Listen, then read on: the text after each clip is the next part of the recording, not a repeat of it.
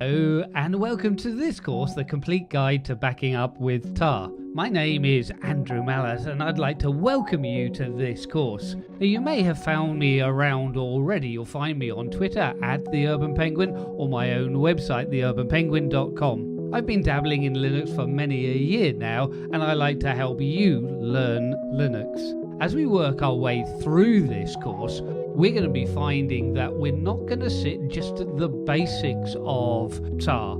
You'll find that on many courses you will get snippets of information about this great backup utility, but very few will lead you through as many options as we're going to show you, showing you both the basics and the more advanced features. Some of the topics that you're going to learn will include the tar option styles. We'll be looking at how we can create, list and expand archives, and then when we move on to things such as incremental and differential backups.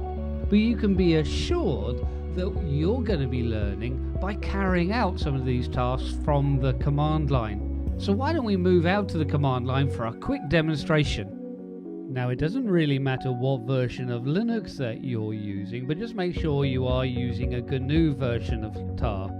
Now we'll look at some of the very basics, but we'll explain more as we get into the course proper. So working at the command line, I can use the command tar, T-A-R, and there are different option styles. We use the long option styles because they're fairly descriptive here. So if we want to create an archive or backup, we can use --create, and we'll write the backup through to a file, and we'll just call it file equals and then my.tar. We can say we want to back up the etc directory, but of course as an ordinary user I won't have access to everything within the etc directory. So you can see straight away I start getting some permission errors, but that's okay because we can then run as root. Now I don't want to run that complete command again, so if I use sudo and ! This is a shortcut within the shell to the last command. So we can see then that it expands to tar --create and the file etc, but with the sudo in front of it.